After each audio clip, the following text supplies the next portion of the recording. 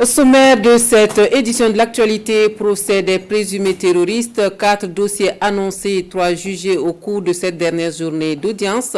Le compte-rendu complet à suivre dès le début de ce journal. Flambée de prix des produits de grande consommation, les stratégies développées par le gouvernement burkinabé pour contenir cette augmentation précisée à l'opposition. Le ministre du Commerce, de l'Industrie et de l'Artisanat et le chef de file de l'opposition politique ont des échanges autour de la question. Les positions des uns et des autres à suivre dans quelques instants. Et puis nous irons en Allemagne pour la commémoration de ce qui aura été le symbole de la guerre froide en Europe. Le mur qui coupait Berlin en deux a été construit dans la nuit du 12 au 13 août de 1961. Rappel historique de ce qui est qualifié le mur de la honte à suivre en fin d'édition. Bonsoir à tous. Merci de votre attention. Mais avant de développer ces titres, tournée de présentation de la médaille olympique du Burkina Faso, Hugues Fabrice Zango est ce matin chez le président de l'Assemblée nationale et en fin d'après-midi chez le Premier ministre. L'athlète burkinabé reçoit félicitations et encouragements. Le champion olympique ressort de la primature avec les clés d'une villa. Résumé de la tournée du jour avec Hahadi Sandamba, Vincent Kendrebeogo. Après Tokyo, c'est la ronde des palais à Ouagadougou pour le médaillé de bronze. En fin de cet après-midi, Hugues Fabrice Zango est reçu par le Premier ministre. L'occasion pour lui de présenter sa médaille au chef du gouvernement. Personne n'a dormi et j'ai l'impression dans le gouvernement pour pouvoir suivre cette finale des Jeux Olympiques. Alors monsieur le Premier ministre nous a félicités pour l'effort et pour justement la réalisation du projet. Et cela les encourage justement à pouvoir mettre davantage de moyens pour 2024 que 2028 parce que notre regard est déjà tourné vers là. Et il repart avec une villa dont les clés lui ont été remises par Christophe Dabiri. Plus tôt, le triple sauteur était à l'Assemblée nationale reçu par le chef du Parlement. Là, c'est un peu comme un rapport de mission accompli dans la capitale nippone que Fabrice Zango vient faire à la représentation nationale. Tout le budget de toute façon de l'État burkinabé passe par le vote de l'Assemblée et nous sommes venus lui traduire nos remerciements pour avoir permis justement que le sport ait certains moyens pour nous préparer et d'obtenir cette médaille. C'est donc un athlète de haut niveau qui savoure à Ouagadougou les résultats de ses performances aux Jeux Olympiques de Tokyo, tout en étant reconnaissant à ses compatriotes qui l'ont poussé jusqu'au bout. Après une suspension de 24 heures pour cause de mouvement d'humeur de la garde de sécurité pénitentiaire, le procès des présumés terroristes reprend ce vendredi. Pour la dernière journée d'audience, 4 dossiers sont programmés, mais 3 sont jugés. L'ambiance de la journée au tribunal de grande instance de Ouagadougou avec Rasmane Zoundi et Sekou Zongo.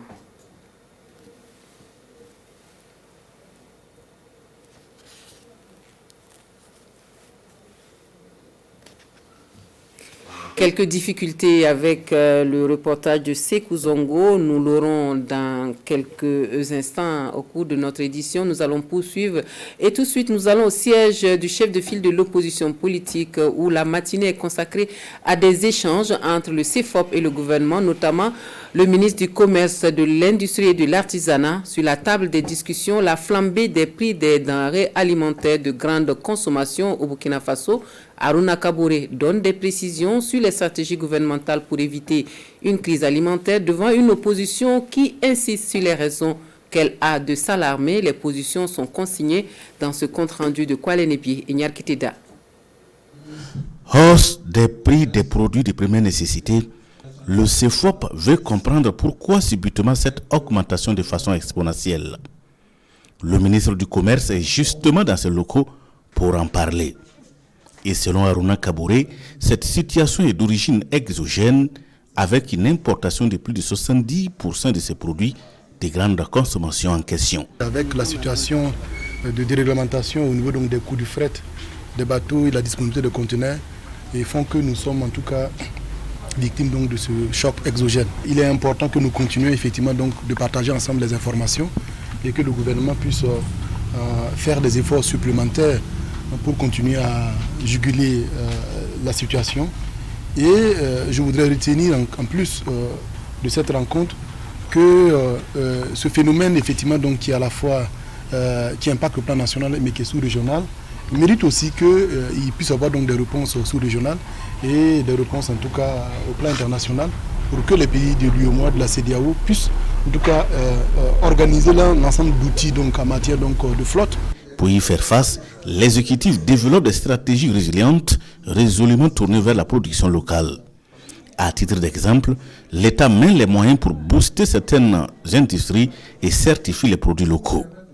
En plus de ces aspects, le gouvernement enjoint la SONAGES à acheter les productions locales et les mettre à la disposition de la population à prix social. Bon à prendre certes, mais aux yeux de l'opposition politique, le pouvoir peut encore mieux faire. Nous n'avons pas vu réellement les propositions concrètes, une nouvelle du gouvernement tendant à améliorer les prix à court terme et moyen terme. Le reste une stratégie de production que nous avons fait des contributions. Si vous n'augmentez pas la production intérieure, les produits vont toujours grimper. Et il manque à ce gouvernement-là cette vision de travailler à augmenter la production.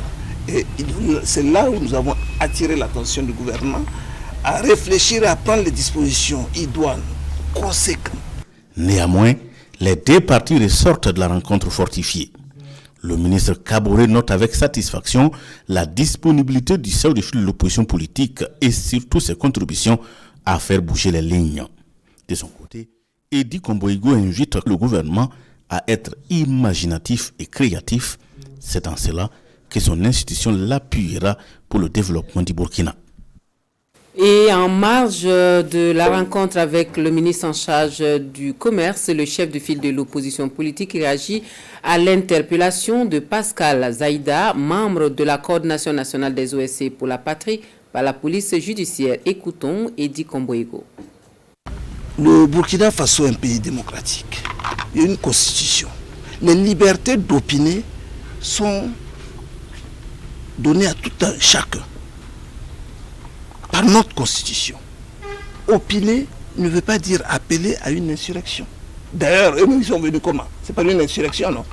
On ne veut pas aller là. On veut que l'on laisse librement les gens s'exprimer. Ça fait la deuxième fois en une semaine que l'on entend que des activistes ou des compatriotes qui ont opiné sur la situation nationale ont été interpellés. Ce n'est pas un pays policier, c'est un pays de droit, organisé par une constitution et il y a les procédures nécessaires. Voilà, propos recueillis par Kwale Nebié et Nyarkiteda après donc une suspension de 24 heures pour cause de mouvement d'humeur de la garde de sécurité pénitentiaire.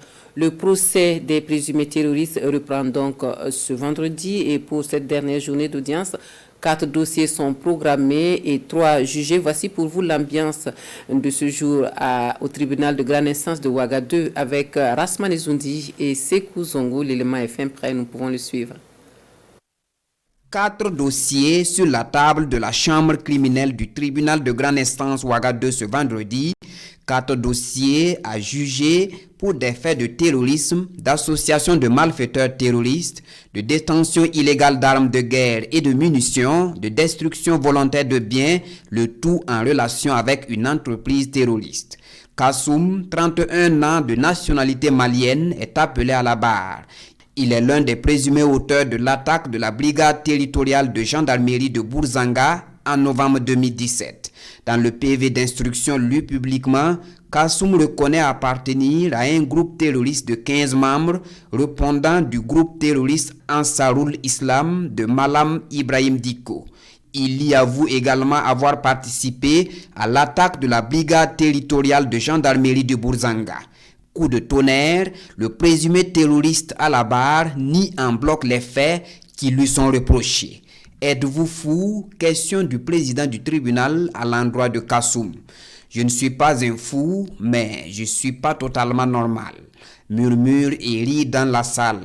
Le procureur charge l'accusé qui jusque-là s'adressait en fulfulde et il réplique. Je ne parle pas bien fulfulde, je parle tamashek.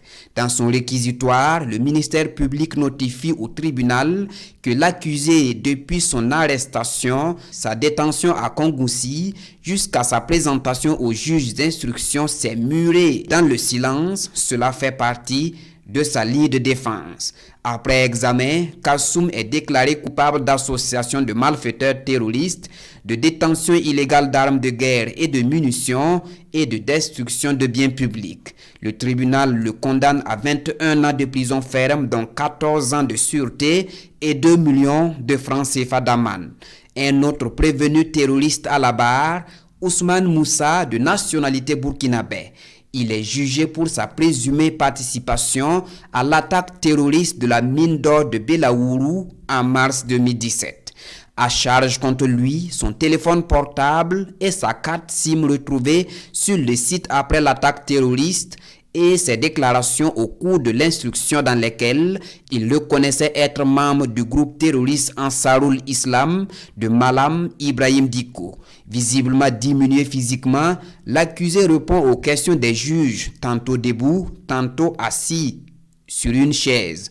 Le tribunal déclare Ousmane Moussa coupable des faits d'association de malfaiteurs terroristes, de détention illégale d'armes de guerre et de munitions, de destruction volontaire de biens publics. Il est condamné à 10 ans de prison ferme, dont 7 ans de sûreté et 1 million de francs CFA. Oumarou Issa était aussi devant la chambre criminelle du tribunal de grande instance Ouaga 2 ce vendredi. De nationalité malienne, il lui est reproché des faits d'association de malfaiteurs en relation avec une entreprise terroriste et formation au maniement d'armes de guerre. Oumarou Issa se défend et affirme avoir été amené de force au camp du groupe terroriste Ansardine, mais dit n'avoir ni tué ni volé et déclare avoir subi des sévices corporels de la part des membres de Ansardine. Mais pour le procureur, l'accusé a été bel et bien enrôlé par le groupe terroriste et est un membre d'une cellule dormante. L'audience est suspendue et à la reprise, le tribunal déclare: nous doutons de la culpabilité du prévenu et par conséquent, il est relaxé au bénéfice du doute. Il est 17h moins le quart quand le 4e détenu est invité à la barre. Le procès de ce dernier ne peut se tenir pour des raisons de sécurité. Le tribunal renvoie donc le dossier à la prochaine session dont la date n'est pas encore connue. Conséquence de ces attaques terroristes à répétition, des réfugiés, des déplacés internes dont la gestion est au centre de la 10e réunion de la commission tripartite Burkina Faso-Mali HCR. Les travaux s'achèvent ce 12 août sur des recommandations. Le rapatriement volontaire des réfugiés maliens vivant au Burkina Faso est au centre donc de la rencontre, dont voici les conclusions avec Rasman Ezoundi et Caroline Ouari. 12 recommandations ressortent de cette 10e réunion de la commission tripartite. Figure en tête de liste la recommandation de partager un rapport mensuel sur la situation sécuritaire, administrative et humanitaire au Mali, la conduite de sondages périodiques sur les intentions de retour, la facilitation du rapatriement volontaire, la sensibilisation des agents des postes frontaliers, la mise en place de mécanismes de partage d'informations sur la situation des réfugiés sont aussi de la liste. Sur l'ensemble des recommandations formulées, les autorités du Burkina, comme celles du Mali, pensent déjà à la mise en œuvre. L'une des recommandations qui concerne vraiment le Burkina Faso, c'est que la partie malienne puisse faire une évaluation beaucoup plus exhaustive de la situation donc, des réfugiés burkinabés au Mali. Donc l'objectif pour nous aujourd'hui, c'est de voir dans quelle mesure, bien sûr conjointement avec le partenaire qui est le Haut Commissariat des Nations Unies pour les réfugiés, comment est-ce que ces Burkinabés qui sont en territoire malien puissent entamer un retour sécurisé dans la dignité au Burkina Faso. Pour le retour volontaire, il y a certaines familles qui ont exprimé le vœu de retourner. Donc l'État burkinabé et celui du Mali prenons toutes les dispositions nécessaires afin de les accompagner dans la dignité. Le renforcement de la capacité des collectivités territoriales dans la prise en charge des rapatriés au Mali et des réfugiés au Burkina est aussi l'une des 12 recommandations de la Commission, un point sur lequel le Haut Commissariat des Nations Unies pour les réfugiés porte une attention particulière. Il est important que nos efforts que nous faisons ici au Burkina Faso aillent aussi dans le sens de renforcer la capacité des collectivités à prendre en charge ces populations qui vivent avec des populations burkinabées. Cette rencontre qui s'achève a aussi été consacrée à faire le point sur la mise en œuvre des accords tripartites du 9 janvier 2015 sur le rapatriement volontaire des réfugiés maliens au Burkina, dont le nombre est estimé par le Haut Commissariat des Nations Unies pour les réfugiés à 21 970 Maliens à la date du 30 juin 2021. Une rencontre devenue une tradition, celle entre les premières autorités des régions de Bonkani en Côte d'Ivoire et du sud-ouest au Burkina Faso et c'est Kamti qui abrite cette année le cadre de concertation autour de l'intégration sous-régionale et de la lutte contre l'insécurité transfrontalière, a salué l'appui technique et financier de l'Organisation internationale des migrations. Rendez-vous résumé pour nous par Oumarou Sagnon et Rumial Patrice Toé. Des autorités administratives, militaires et paramilitaires de la région du Bonkani en République de Côte d'Ivoire au pays des hommes intègres. La délégation ivoirienne avec à sa tête le préfet de la région du Bonkani est venue parler intégration et sécurité transfrontalière avec les autorités de la région du sud-ouest. Ces échanges sont fructueuses parce que aujourd'hui, s'il y a un problème qui se pose au niveau des deux régions, le temps de remonter à nos hiérarchies à Abidjan et à Ouaga, ces difficultés peuvent devenir de grandes difficultés pour nous. Donc nous pensons qu'au niveau local, si nous réglons ces difficultés, nous allons nous référer à nos mandants, qui sont les membres du gouvernement, pour leur rendre compte. Et c'est pourquoi aujourd'hui nous sommes fiers, nous sommes contents d'avoir participé à cette réunion. Lutte contre le terrorisme, meilleure organisation du domaine de l'orpaillage, réouverture des frontières terrestres entre les deux pays. Ce sont là les principaux sujets abordés au cours de cette rencontre. La rencontre de Kamti a permis de retenir des recommandations pour une gestion concertée des problèmes communs aux deux régions. Mais au niveau vraiment de l'administration, je pense que nous avons un problème assez sérieux. Le problème là, c'est surtout l'orpaillage clandestin. Parce que nous avons des sites tout le long de la bande frontalière. Au niveau aussi de l'enlèvement des personnes avec paiement de rançon. Nous avons vraiment voulu qu'il y ait de la concertation entre les trois pays. Cette fois-ci élargie, le Burkina Faso, la Côte d'Ivoire et le Ghana. La sécurité même. Bon, on a dit quand même de renforcer un peu les liens. Il faut noter que c'est la deuxième rencontre du genre entre les autorités de la région du sud-ouest et leur homologue du Bonkani en cette année 2021. La première ayant eu lieu le 12 mars dernier au poste de police de Koguienou en République de Côte d'Ivoire. Et les problématiques communes dans l'espace du Liptako Gourma évoquées à Ouagadougou par les gouverneurs des régions frontalières. Les délégations venues du Mali, du Niger et du Burkina Faso partagent leur point de vue sur les aspects sécuritaires, humanitaires, mais aussi de développement dans la zone. L'on en sait davantage avec Vincent Kendrebego. C'est une nouveauté dans l'administration des zones frontalières dans l'espace du Liptako-Gourma. Les gouverneurs des régions frontalières de cet espace ont désormais un cadre formel de concertation pour discuter des problématiques qui leur sont communes. Le secrétariat exécutif du Liptako-Gourma organise cette rencontre qui réunit donc des gouverneurs et autres techniciens des régions frontalières entre le Mali, le Niger et le Burkina Faso. L'une des préoccupations majeures et communes à ces régions, c'est bien entendu la question sécuritaire, avec en conséquence un défi humanitaire, mais aussi le développement. Le cadre de concertation des gouverneurs de ces régions sera un lieu privilégié pour traiter de toutes ces questions, avec la mise en œuvre du projet de stabilisation porté par l'autorité du Liptako-Gourma et ses partenaires techniques et financiers. Selon le secrétaire exécutif Saïdou Ouah, la nouvelle approche face aux défis actuels qui met l'accent sur l'adaptation va s'appuyer sur trois piliers qui sont la réhabilitation des infrastructures et services sociaux de base, l'accès à la sécurité physique et la revitalisation de l'économie locale. Et les gouverneurs en seront les principaux acteurs. Le PNUD est l'un des soutiens de cette initiative et selon son représentant résident Mathieu Sioela, les populations vivant dans les régions frontalières du Liptako-Gourma sont en effet un même peuple que les frontières ont répartis dans 3 pays. C'est la ministre déléguée auprès du MATD, Madiara Sagnon, qui a ouvert les travaux de 2 jours tout en saluant ce regroupement qui table désormais sur le nexus sécurité, humanitaire et développement. La rencontre de Ouagadougou fait suite à 2 premières tenues à Niamey et à Bamako. Parlons développement économique à présent avec cette tournée du ministre de l'économie, des finances et du développement dans les entreprises bénéficiaires du Fonds de développement économique et social. La visite se veut un constat des réalisations financées par l'État. La sortie terrain dans ce compte rendu de Gérard Sommet et Olopoda.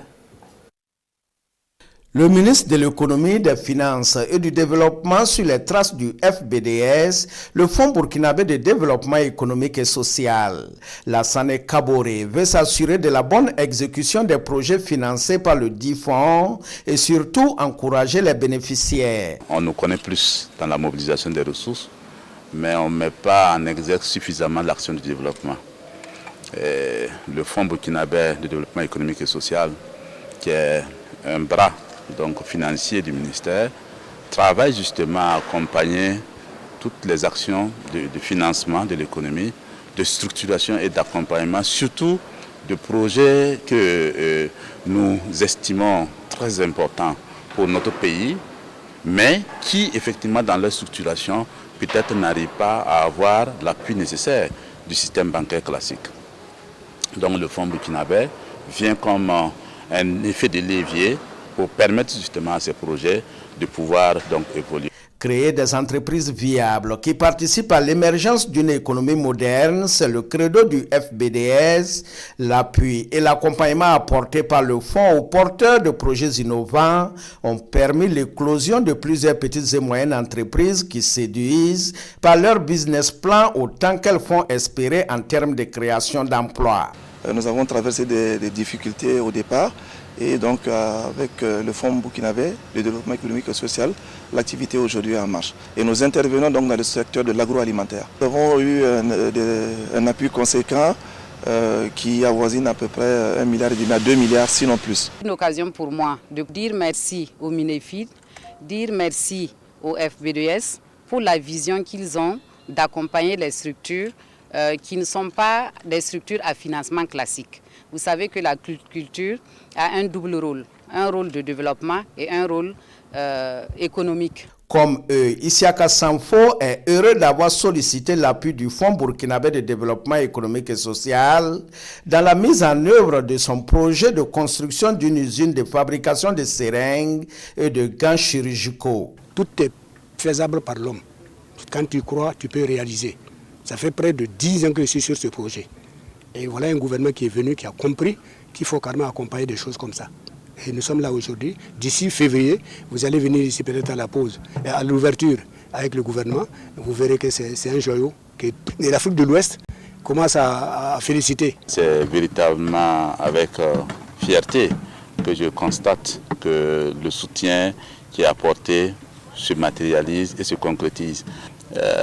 Le but justement du fonds, c'est d'accompagner justement cette frange de Burkinabés qui ont des idées et qui ont l'ambition de réussir. Et nous, le fonds doit être un fonds catalyseur pour accompagner justement, pour que ces rêves-là deviennent réalité. Au terme d'une visite qui l'a conduit au siège du FBDS en construction, c'est un satisfecit total chez le ministre Lassane Kaboré. Pour lui, le FBDS a su promouvoir le rôle de l'État en tant qu'investisseur et acteur du développement des entreprises. Et avec son nouveau statut, c'est une dynamique nouvelle qui est enclenchée pour la mobilisation des ressources sur le marché financier au profit de nombreux programmes de développement économique dont Burkina Startup et Agrinova. Et la délégation du Fonds africain de garantie et de coopération économique en tournée au Burkina Faso dévoile aux établissements financiers du pays des hommes intègres les ambitions du FAGAS pour la croissance économique du pays. Une opération de séduction que nous résume ici, c'est Lassina Ouattara et Vincent Kendrebego. C'est une séance d'échange sur les nouvelles orientations du Fonds africain de garantie et de coopération économique pour le partage de risques entre les banques garantes dans le cadre du financement des petites et moyennes entreprises et de projets d'investissement. Cette rencontre qui réunit les premiers responsables du fonds et des représentants de banques a pour but de renforcer les investissements au profit des porteurs de projets en synergie avec les banques, mais aussi de présenter le nouveau mode opératoire basé sur la garantie. Des conclusions de plusieurs études réalisées, il ressort que l'un des freins majeurs pour le financement du secteur privé par les banques est l'absence de garantie. Consciente de cette réalité, les instances du Fonds africain de garantie et de coopération économique FAGAS ont récemment adopté pour l'institution une nouvelle stratégie d'intervention qui met l'accent sur la contribution du FAGAS au financement de PME ainsi que des projets structurants, publics et privés en collaboration avec les banques. Les travaux réalisés en relation avec les banquiers professionnels que vous êtes nous ont permis de mettre en place un nouveau plan 2021-2025 dénommé The New Momentum, dont la stratégie opérationnelle vous sera présentée tout à l'heure. Le FAGAS, à travers ces échanges, entend développer davantage de synergie avec les banques et les institutions de microfinance en vue de propulser le financement de l'économie burkinabé. Selon ses responsables, la contribution du FAGAS au financement de l'économie burkinabé est de 30 milliards de francs CFA de garantie qui ont permis de mobiliser 90 milliards de francs CFA de financement dans l'économie du pays. Et la jeunesse sous les projecteurs à Tinkodogo, la raison de cette attention particulière, la journée internationale de la jeunesse commémorée le 12 août. À l'occasion, la réflexion est orientée sur la contribution de cette couche sociale à la consolidation de la démocratie et à la cohésion dans un contexte d'insécurité. Cérémonie de lancement dans ce reportage de Aimé Douamba et Bernard Diasso. L'hymne de la victoire, le Ditanien, chanté en chœur au lancement des activités commémoratives de la Journée internationale de la jeunesse, édition de 2021. Cette journée est un moment de bilan, d'introspection, de réflexion et de prospection sur la situation de la jeunesse. Il est grand temps pour nous les jeunes, surtout africains et burkinabés, de travailler, s'il le faut, au sacrifice ultime pour la rupture, surtout à une refondation de nos nations, afin de construire les pays que nous avons et que nous voulons, asseoir la cohésion sociale, la paix qui arrange nos peuples.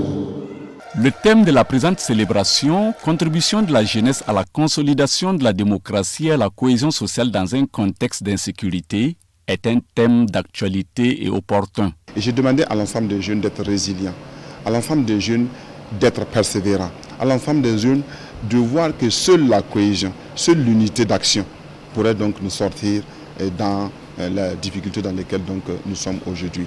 Et ensemble, unis, tous derrière, donc mobilisés derrière les autorités gouvernementales, nous sommes sûrs que nous allons donc nous en sortir. Le ministre a par ailleurs ajouté que le gouvernement jouera pleinement son rôle en créant plus d'espace et d'opportunités d'expression, de développement et d'éclosion des initiatives des jeunes. Au cours de la cérémonie, une minute de silence a été observée en la mémoire de toutes les victimes des attaques terroristes. En marge de la commémoration de cette journée internationale de la jeunesse, s'est tenue également une opération de collecte de sang. Les nouvelles de la campagne agricole dans les cascades sont plutôt bonnes. La région est bien partie pour atteindre les objectifs de la présente saison. L'assurance vient des acteurs du monde agricole, assurance confirmée au ministre de l'Agriculture en tournée dans la zone pour constater l'évolution de cette campagne. Les échos nous sont donnés par Mané Kahien et Karim Sissi. Sur son exploitation agricole, Siaka Traoré, producteur de son état basé à Takledougou, explique au ministre en charge de l'Agriculture que pour cette campagne, il a bénéficié de semences améliorées. 3 variétés performantes de maïs à haut rendement qu'il a mises en valeur sur une superficie d'1 hectare. Ici, nous avons le Bondofa et le Kabako. Et moi-même, j'ai utilisé aussi dans le reste de l'exploitation une des variétés aussi qui donne bien, qui comme on appelle Komsaya, en Moré, qui veut dire que la fin est finie. Attaque le Coron, à une quinzaine de kilomètres de Banfoura. C'est l'initiative présidentielle produit 1 million de tonnes de riz paddy d'ici à 2021 qui est en marche à travers ce bas-fond risicole, un site de 28 hectares qui fait la fierté des producteurs de cette localité. Et pour cette première expérience, la production attendue est de 126 tonnes, soit un rendement de 4,5 tonnes à l'hectare. Là, nous sommes à Lombourdougou, dans les champs de Samba Traoré. Plusieurs spéculations sont cultivées ici, 12 mois sur 12. Et ce, grâce au système d'irrigation acquis par le biais du gouvernement burkinabé. Sur ces sites-là, nous avons actuellement du niébé, des arachides, du maïs et également du moukouna que nous produisons.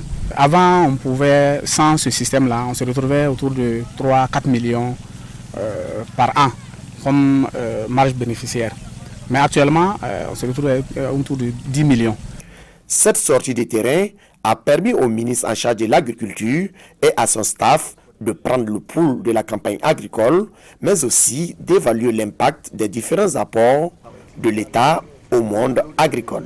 Les appuis du gouvernement ont du sens parce qu'on a vu des producteurs vulnérables qui sont arrivés à obtenir des bœufs, qui sont arrivés à obtenir des semences, des engrais, et cela montre à travers les différentes visites des champs que, en tout cas, ça présage de bonnes productions. Dans les cascades cette année, les objectifs de production assignés sont un peu plus de 335 000 tonnes les céréales, dont 128 000 tonnes de riz. À l'international, c'est un anniversaire qui ne devrait pas faire trop de vagues en Allemagne. Le mur de la honte qui divisait Berlin en deux à 60 ans. L'infrastructure construite dans la nuit du 12 au 13 août 1961 était le symbole de la guerre froide en Europe. L'Allemagne réunifiée un an après la chute du mur de Berlin. Le symbole de la guerre froide a été construit il y a 60 ans jour pour jour dans la nuit du 12 au 13 août 1961. Dès la fin de la Seconde Guerre mondiale, les vainqueurs occupent le territoire allemand coupé en 4. Les Occidentaux s'unissent face aux Soviétiques et 2 États voient le jour. La République fédérale d'Allemagne à l'ouest et la République démocratique allemande à l'est. Toutes deux se partagent Berlin. La RDA, sous étroite surveillance de Moscou, arrive au bord de l'effondrement économique et social. Très vite, les Soviétiques font face à l'exode de leur population. Les frontières sont surveillées, mais beaucoup d'Allemands échappent au contrôle en passant par Berlin. Après de nombreuses rumeurs, Walter Ulbricht, le dirigeant de la RDA, ment à la population et affirme que personne ne créera de mur à un moment où sa construction est déjà bien engagée. Mur de la honte pour les Allemands de l'Ouest, il est officiellement appelé mur de protection antifasciste par la RDA. Berlin se divise en deux dès le 13 août, les Allemands de l'Est sont enfermés et des milliers de familles séparées. Loin d'être un simple édifice, c'est un dispositif militaire complexe de 155 km de long. Les gardes avaient ordre de tirer à vue sur quiconque passait la frontière illégalement. Certains habitants tentaient de rejoindre l'Ouest au péril de leur vie. Des évasions spectaculaires rarement récompensées. Ceux qui n'étaient pas tués étaient emprisonnés par la Stasi, la police politique. Au moins 206 personnes sont mortes à cause du mur. Pendant ce temps, l'économie du bloc de l'Est s'affaiblit toujours. Au milieu des années 80, Mikhaïl Gorbatchev décide de réforme et engage une désidéologisation. Le rideau de fer entre pays soviétiques et occidentaux se fissure et tout bascule avec les déclarations d'un homme. Gunther Schabowski, le porte-parole du Parti socialiste, annonce l'ouverture des frontières. Répondant de manière maladroite à la question d'un journaliste, il acte que les Allemands de l'Est peuvent immédiatement sortir de leur zone. Personne n'y était préparé, mais les Berlinois le prennent au mot et se ruent au checkpoint. Ce soir-là, le 9 novembre 1989, le mur de la honte devient celui de la liesse populaire et commence à tomber 28 ans après sa construction. Et c'est la fin de ce journal. Merci de nous avoir suivis. Amandine Lalsaga vous retrouve à 23h pour les dernières informations. Une bonne soirée à tous.